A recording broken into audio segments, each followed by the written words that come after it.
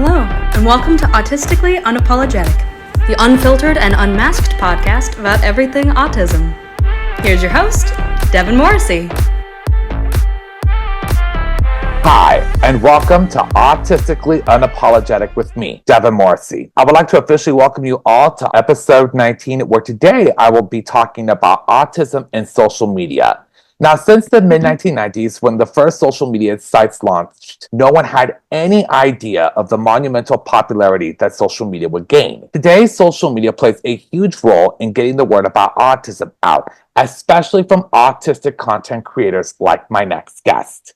My next guest is an actress, comedian, and social media influencer who is never afraid and or shy of talking about anything and everything autism. She's here to share her journey to becoming a prominent social media sensation and her quest to making autism more widespread and prevalent in today's mainstream media. Please welcome to Autistically Unapologetic, Rebecca Faith Quinn. Rebecca, welcome. Hi. Listen, I gotta tell you, I have been excited for you to come on this podcast for a minute, just because of our known connection through a theater company that we are going to get into momentarily. But I think you are a great representation of autistic content creators in today's society and really trying to be more vocal about what the world really needs to better understand about autism. So when I have guests come on to this podcast, I usually like to start by asking, when were you first diagnosed autistic? When did you first find out that you were autistic? And what was your reaction to all of it? Okay, so it's a little bit of a loaded answer. So my mom always knew that something was wrong with me. Not wrong, because being autistic isn't wrong. But she knew that I was different than my sisters. My mom... I have 5 sisters. There's 6 of us. And by the time I popped out, I had 3 older ones, which even though I am second to youngest, the math is not going to math for some people. We adopted one later in life who is my older sister. But anyways, by the time I was born, my mom had dealt with 3 other infants, and she also ran a daycare. So she was very familiar with children. And when it came to me, she could literally sit me in front of the TV at 6 months old. And as long as Barney was on, I was hyper focused on the TV, like completely hyper focused and that's not normal for baby development. Yeah. Most babies at 6 months do not have that focus capability.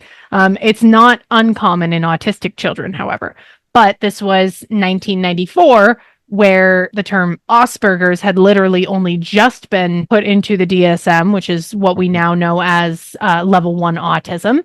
So autism in general wasn't really heard of at the time, but my mom did understand that was different, because she was just like, you know what? She's quiet for half an hour, but that's real weird. I don't know if I like that. So she started taking me to specialist after specialist.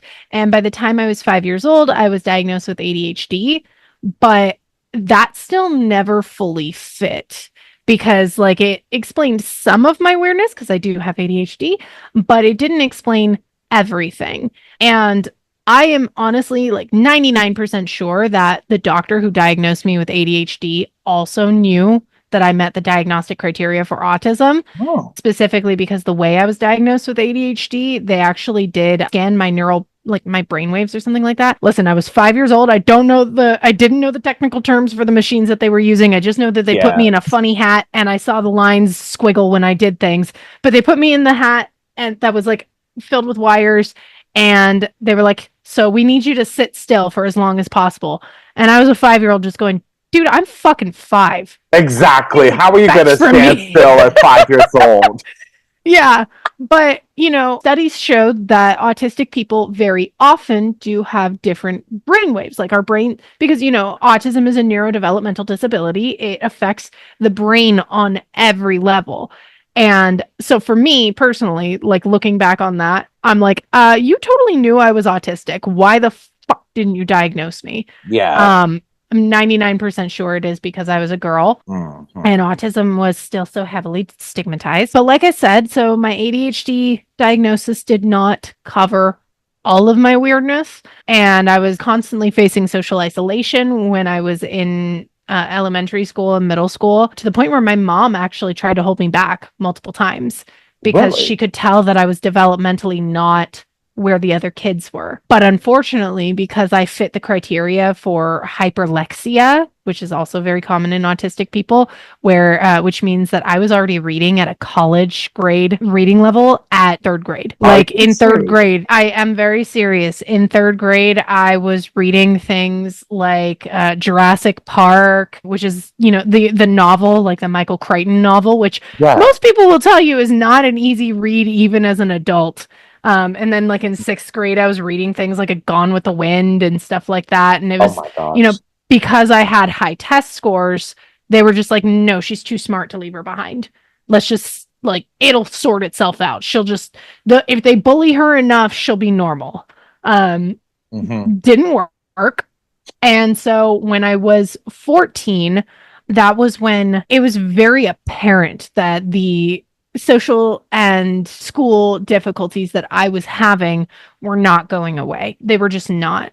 My mom tried homeschooling me for 2 years before that, and she thought maybe that would fix it. No, didn't work. So when it's an interesting story, I skipped class one day with a friend. We were just sitting in the hallway, and a security guard immediately caught us and was like, "What are you doing?" And because I'm autistic, I answered it literally, and I was like, "We're skipping class." And my friend was like, "Why would you tell him that?" And I was like, "He asked." Well, I mean, what else is there to say? Right? Like, it's what I was doing. So naturally, I got in trouble for that. And I went to the guidance counselor. And the guidance counselor just, I think she had like autism sense or something. Because instead of like punishing me, she just had this approach of like, "Why were you skipping class?" And I was just like, "Because nothing makes sense to me. Nothing works. I can't figure anything out."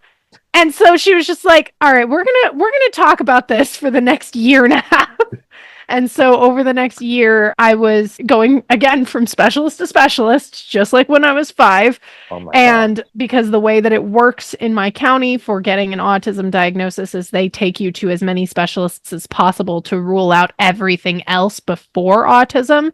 And at the time, there were very few people who were legally allowed to diagnose people with autism. You had to really be a specialist. Yeah. But when I did get to that specialist, he literally he diagnosed me in 5 minutes. In 5 minutes! He looked at my chart, looked at me sitting there, and I was just rocking and just staring at the ceiling. And he goes, "Yeah, she's autistic." Right then and there on the spot.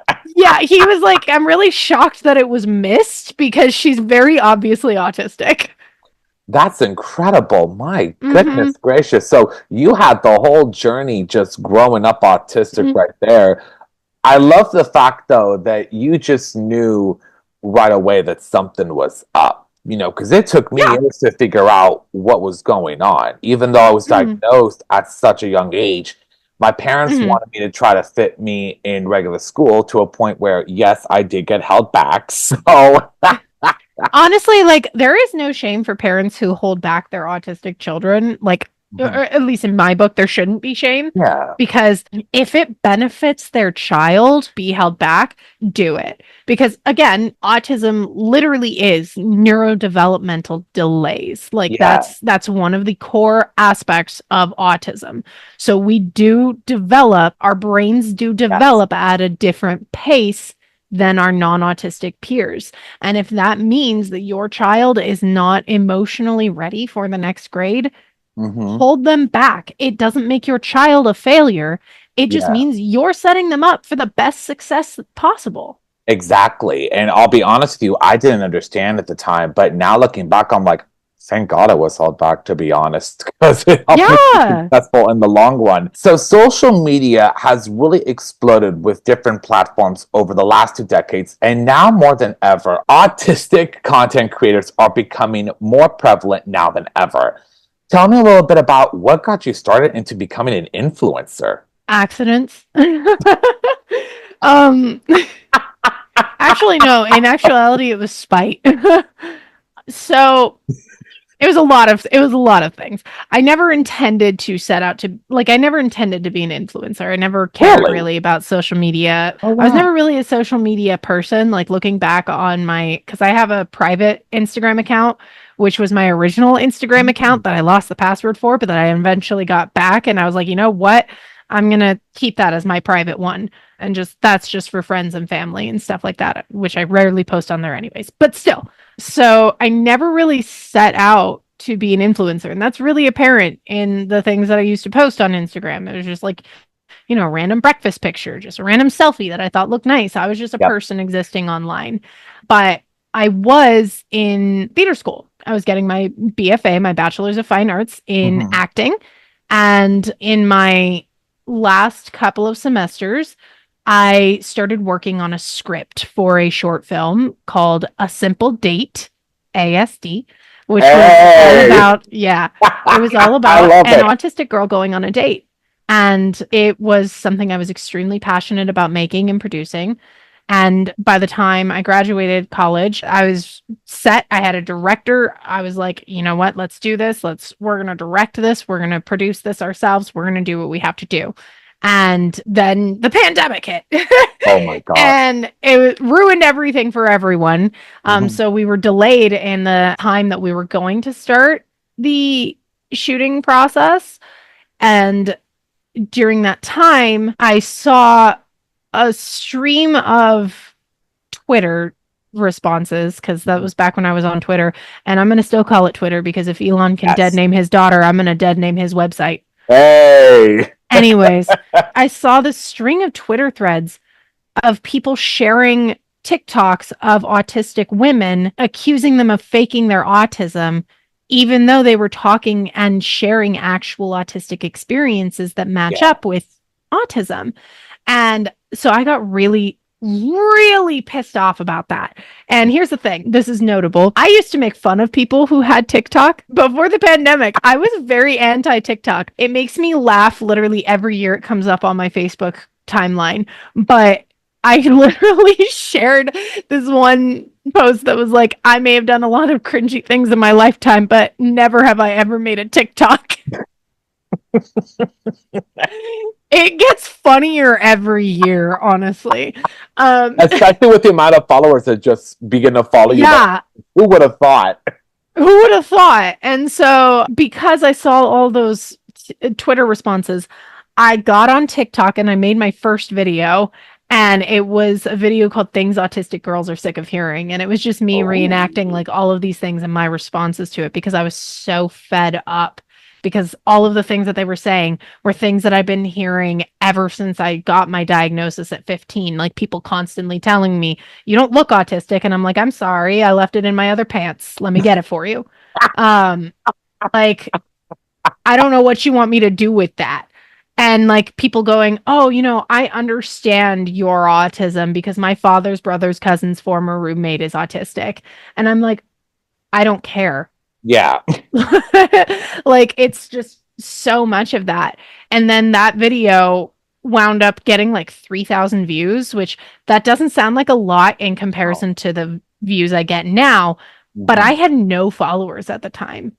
And within a month and a half, I went up to 20,000 followers. Oh. And it just kept growing and growing and growing. And so like by the time it got to 50,000, I was like, okay, I guess I'm an influencer now. Wow. So you had a fast, literally rise. And then it stagnated for like 3 years. But the good news is that social media presence actually helped me boost the GoFundMe or the Kickstarter campaign or GoFundMe campaign, I think we used for my short film. And it funded my short film. And I was able to release Simple Date on YouTube. It is absolutely free for people to watch. And I still am very proud of that to this day. I'm actually trying to work on turning it into a pilot for a series. So. I love it. I love it. Expand it onto something even more amazing and even more bigger than what you have. I like the fact that you considered even becoming a social media influencer an accident. And it's kind of funny when you think about where this country was almost 5 years ago, not even knowing that we were about to go into a pandemic and life was going to Right. shut down literally within just like that. So it's kind of crazy. So I have some statistics right here. So you have 44.2K subscribers on YouTube. You have Yes, I do. 134K followers on Instagram, and you have Actually, it's 300. 135 as of yesterday. Oh, okay. I love that. Well, then 135 then. And then you also have 333.6K followers on TikTok, which is incredible. Now, with Thank you. social media, as something that I've learned throughout the last few years, as much as there is positive attention, there also could be the downside of negative Oh attention. God, So, yes.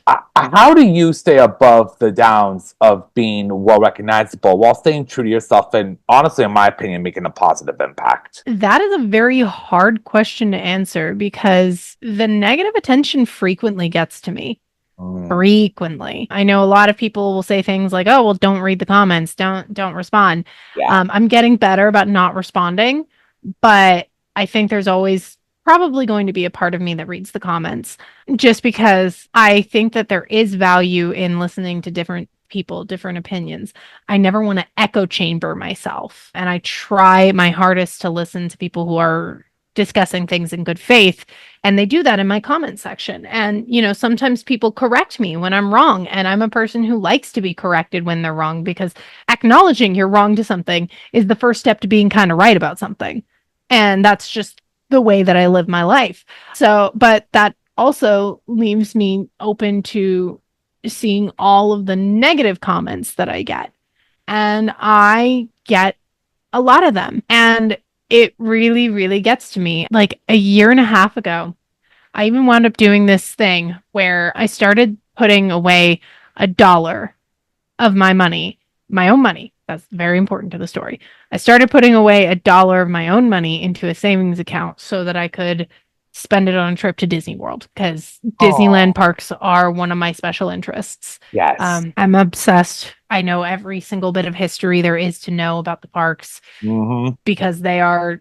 I can't explain why I'm Oh no, so trust me. heavily attached to them. I'm a Disneyland freak too, so I get it. Yeah. And so I started doing that and I posted about doing it and I started like trying to use that as a way of like fighting back against the negativity that I was receiving and turning it into something positive for myself. And I kept posting that I was doing this. So like occasionally like I would respond to comments and be like, "Thank you for your comment. Because of you, I'm now like this much more away from my goal." And the thing is, I was also at the same time, and this was the reason I started doing it, going viral in a negative way with the wrong side of Instagram for a feminist post that I made where people were saying the most violent things about me and to me, things that I don't want to share on the podcast Of because I don't course. want to trigger anyone. Of course. But that was what started it. And in the first day, I put away like something like $200 or something like that into my savings account. And it was $1 for every hate comment. Just one single, that's how many hate comments I received in that first day. And I posted about that. I posted like, "Hey," and I was trying to show people like, "Hey, this is how many hate comments I get in a day. And this is common for autistic people." Yes. And people interpreted that as me crowdfunding a vacation. And they got so upset that I was crowdfunding a vacation. And I was like, "But I'm not crowdfunding a vacation. I've been very clear that this is my money, that this is my money I'm spending. Not the money that I'm you not worked hard asking." for. Yeah, because I had a job at the time. Like I had a full-time job as a content creator and I had a part-time job as a social media manager for a nonprofit. So I was like, I'm just putting away my own money. I'm not asking anyone for anything. And literally that post went so negatively viral. I've received comments about it for weeks, negative comments, people telling me that, like I was whining and I was a baby and I was crying for attention and that I was sinister for crowdfunding a vacation. And I was like, I literally was just using my own money. And people will just never understand that. They'll never accept an opposing view of what they've already determined to be the truth. And things like that still happen to me. And it does still get to me. I'm trying to get to the point where it happens less and less. But Yes. like it got so bad like 2 weeks ago ish. I had one of those things happen again. And I literally for a day deleted my account for a day. Like I completely deleted my Instagram and I was just like, I'm not doing that. Because even though I have less followers on Instagram than I do on TikTok, I get drastically more visibility there because of just the way the Instagram algorithm works. And it still happens. I wish I could say like, oh, I have this advice to rise above it, to like fix it, to not be affected by it. But the truth is, for some of us, it's always going to affect us. And it's not about stopping it from affecting you, but learning how to manage yourself when you are affected. Yeah. Like the radical acceptance of knowing, hey, this may always affect me, but that doesn't mean it has to consume me entirely. And I'm trying to get to that point. That's where I'm trying to get to. Honestly, just from your answer, I think you're doing a fantastic job at it. I honestly do. Thank you. I will just say this, just from knowing you in real life, you are very honest about a lot of things. I try to. Actually, with your life. And something that I think people really need to realize is that it is social media. Like, give it a break. You know, you don't have to come at these negative comments and just be like, well, you're this and you're that. And it's like, no, let someone have their chance to say what they want to say. It is coming from their own personal perspective. It is coming from their own personal place. And that's what is super important. And I think what you post is actually incredibly valid, especially in this current year and in these current past few years where autism is becoming a lot more prevalent, and the comments and talking about it is super important. I really applaud you for even being at the forefront of that movement, just because it's super important and we need to get more autistic content creators out there like you so that people will know more about it. Now, in addition to being a social media sensation, you are also a hilarious actress and stand-up comedian who is unfiltered and, like the title of this podcast, completely unapologetic. What types of topics do you bring up in your comedy? I've heard some of your comedy before, and I gotta tell you, it is hilarious. If you guys have not heard stand-up comedy, you will be dying in your seats. Thank you. I try and be as honest in my comedy as possible. And I just try to talk about things that are happening in my life. Like some of my favorite jokes actually wound up becoming my brand.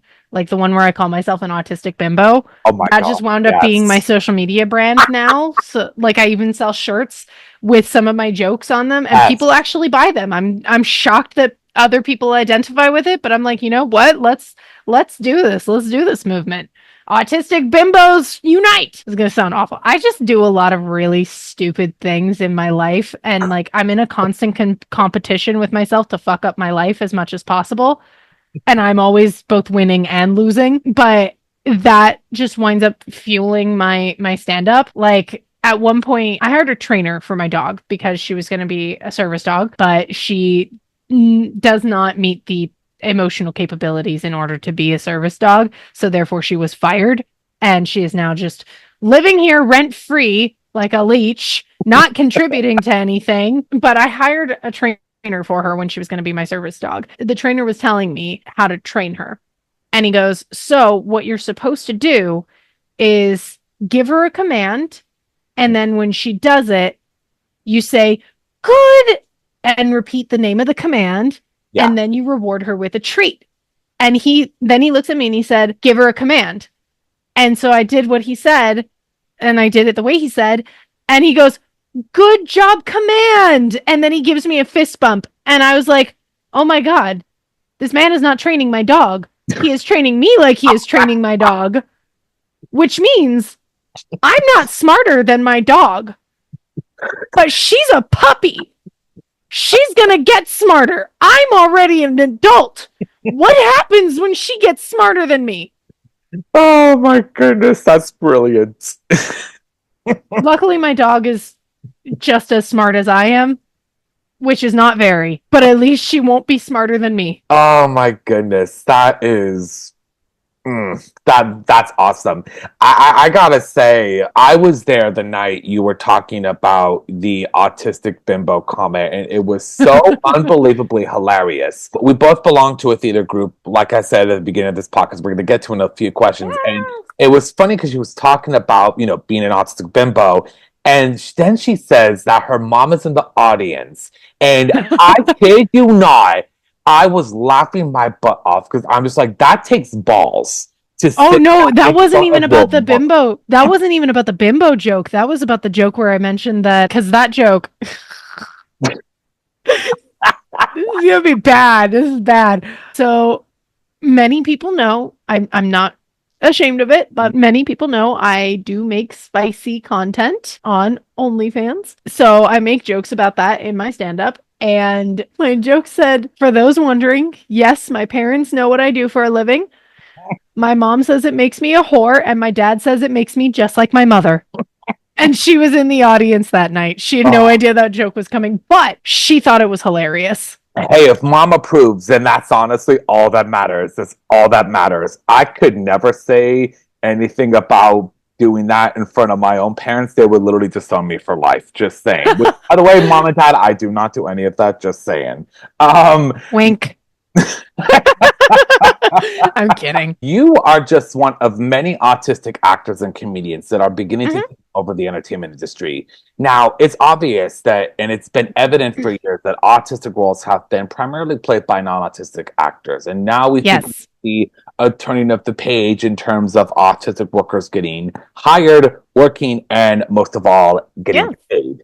How does it Yes. play a part of this movement? It's honestly frustrating.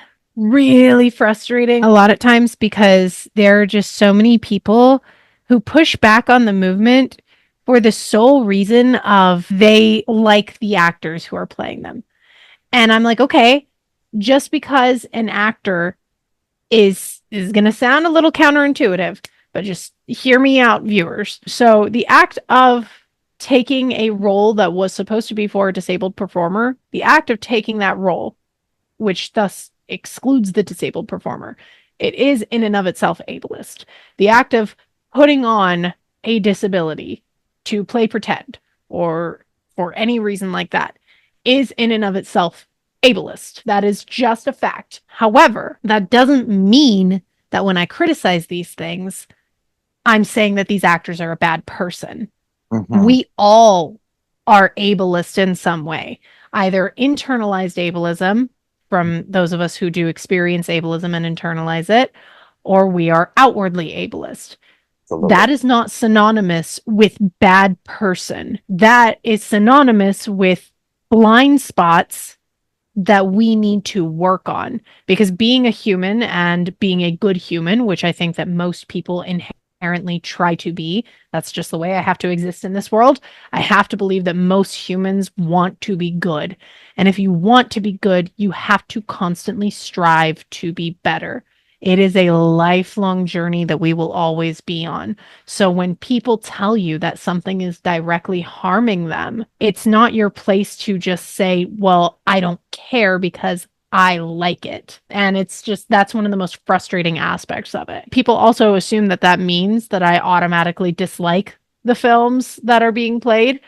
And that's just not true. The Accountant is actually one of my favorite movies about autism, even though Ben Affleck is not an autistic person, or at least isn't, if he is not open about it, which also misconception about this movement. People think that this would force people to disclose their autism in order to get a part. That's just not true, because if you don't want to disclose your autism, you don't have to audition for that part. Yeah. You don't have to accept it. We're not saying like you have to be autistic, like you have to be open about your disability, you have to prove yourself. And it's like, that's not true.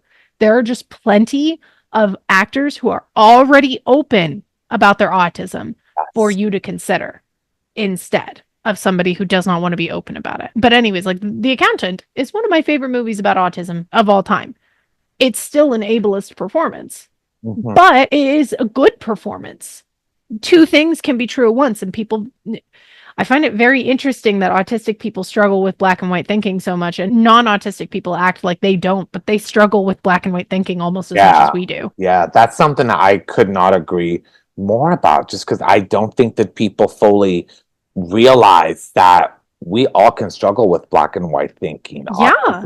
Which is something that people don't even realize or comprehend, which is super important.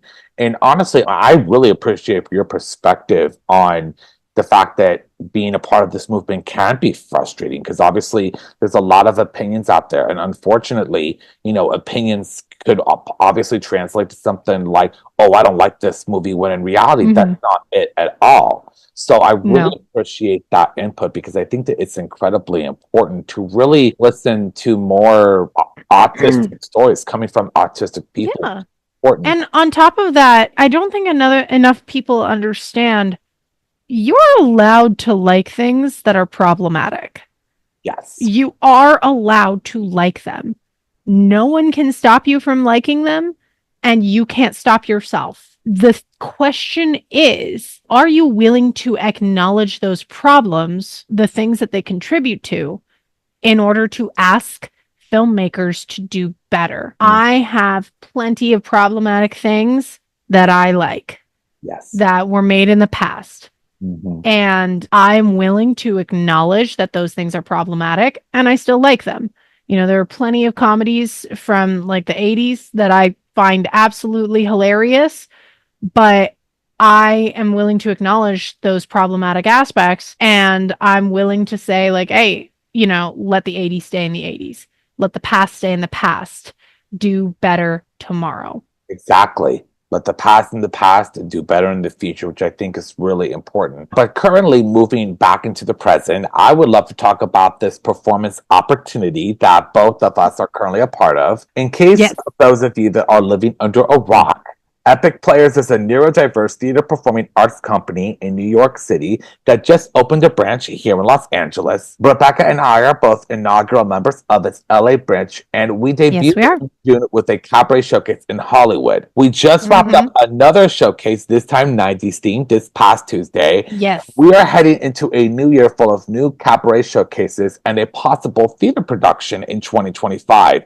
What inspired you to try out for Epic, and what's been your favorite part about Epic Players so far? So I had an agent since 2020, so about 4 years. I was represented by a talent agent. I was receiving auditions, and I was never booking. I'm an openly autistic actor who can't book roles for autistic performers, specifically because I exist in that weird nebulous state where I am too neurotypical appearing to be perceived as an autistic person, but yet too autistic to appear as a neurotypical one. And that's a very complicated space to be in, and it leads to a lot of sad nights where you're just like, God, what is it? Me? Am I the problem? And it's like, it's the industry is not ready for the variety of the autism spectrum. They still want a very stereotypical presentation of autism, and that's just because progress moves slowly. So when I saw Epic, I was like, you know what, this is an opportunity to try really hard because I've seen the work that they did in New York. I actually contacted Epic back in 2020, the New York branch. Yes, I did, because I was told about it. I was casting my short film, Simple Date, and even though my main character Rachel goes on a date with somebody who is not autistic, I actually thought it might be fun to try and have an autistic actor perform a non-autistic person. And so I contacted Epic to see if they had anyone in LA. They did not, because they were still in New York at the time. And so I was just like, okay, well, that sucks. And I did wind up going with a non-autistic actor, mostly because it was the pandemic. So my resources for finding autistic performers at the time were very, very limited. And the ones that I did contact were busy. And so I was like, all right, well, I'm going to go with Mr. Singleton over here. That's the person who plays my love interest in the film. Oh, yeah, because I don't know if I mentioned this. I starred in the short film. Not only did I write it, but I starred in it. It was directed by my friend Tamia Young, who is a very amazing and talented director. That's fantastic.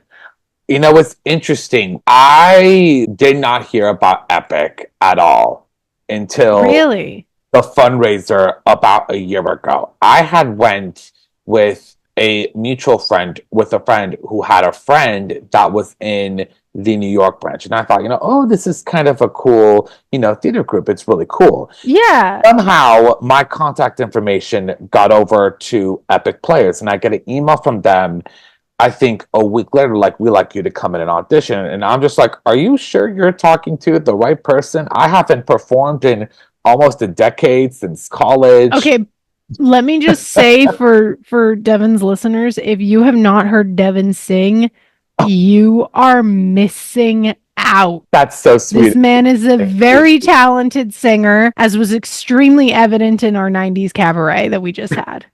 Thank you. I mean, I don't know, I was also experiencing stage fright getting back into it after all this time. So I went in and auditioned, and then literally I got an email the week later being like, you're in. I'm like, wait, that was fast? Like, holy moly. And I think what has been so amazing, I mean, we both have been with Epic since its initial debut in March here in LA. And what I love about where we are right now with Epic is that it has exploded. Literally, I mean, we went from an entire group of 14 people to now 28. And I have a really strong feeling that we're going to only further and grow and grow and grow. But it's so exciting because for those Mhm. who were in the last two showcases, there was so much unbelievable talent. Like, if you guys heard Rebecca can sing Heart Shaped Box by Nirvana with that crisp, raspy Kurt Cobain voice, you know that Hollywood needs to step it up in terms of finding natural Well, talent. thank you. I gotta just Thank you. say, my last question is this for you, Rebecca. As I mentioned, and as we talked about earlier, the entertainment industry is working on becoming more inclusive to autistic actors, comedians, and a lot other Mhm. neurodiverse actors. What do you wish to say to the entertainment industry in terms of being more inclusive? I know you have a lot to say, which I definitely encourage you to do so. And what are tips or pieces of advice that you have for other inspiring autistic actors, comedians, or social media influencers who want to break into this industry? The thing that I would like to say to the entertainment industry is consultants are no longer enough. Mhm. It is not enough to just have a disability consultant to be on set to guide you what disability looks like. That's not enough anymore. You need to cast disabled people because there is not a single non disabled person on the planet who could play a disabled person better than somebody with lived experience. Mhm. And me saying that does not mean that I think all disabled actors are great actors. I Yeah. mean, bad actors are going to come in every group, and not every person is right for every role, even if it is disabled, you know? Just because I'm autistic doesn't mean that I'm right for a Rain Man remake, you know, even though that movie should never be remade. But Oh, if it was remade, I still would not be the right choice for a film with somebody with higher support needs, that significant of support needs with their autism. And just because you don't think we can do it doesn't mean you shouldn't try. And to autistic people who would like to break into the industry, write for yourself, write what you know, create your own work, and keep pushing. I haven't had the success that some actors and performers and filmmakers have had yet. I will get there one day. And the reason I will get there one day is because I am stubborn as hell and I will find any back door into this industry that I can. They cannot keep me out.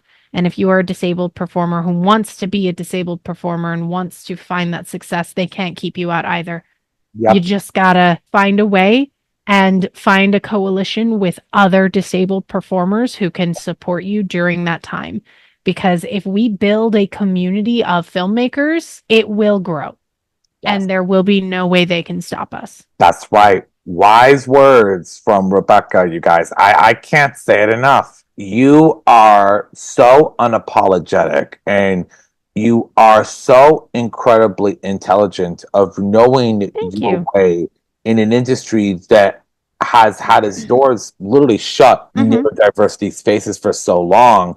And what I love about you is that you are literally kicking down those doors with every single ounce of any body part that there is. I'm less of kicking down the doors as much as I am taking a sledgehammer to these walls Hey, even better, even better. I gotta say, because I want to make sure that they won't be able to shut the doors behind me for anyone yes, else. yes. I want to I'm gonna make a new doorway with no doors. I love that. I love that because one thing is for sure, you are definitely not the last. That is 100%. Exactly. And no matter what work I do for advocacy for disabled performers, I am never going to see how far it goes, but the people after me will. And I hope I make it an easier path for them to go. It's like that Barbie quote, like, Yes. I love the Barbie movie, but it's like we mothers stand still so that so our daughters can see how far we've come. And I know that even just doing what I am now, I am doing that. Yes. I'm helping other people see how far we will have come. And you definitely are doing that 100% for sure. My sincerest thanks to Rebecca Faith Quinn for her amazing input. Make sure to check out her hilarious takes on everything autism related on her social media accounts. Thank you. If you like what you heard on this episode and you want to hear other episodes or stay tuned for future ones, be sure to like, comment, and subscribe to this podcast. You can find us on Apple Podcasts, Spotify, and on YouTube. Thank you so much for listening to this episode. I'm Devin Morrissey, and I'll see you next time right here on Autistically Unapologetic.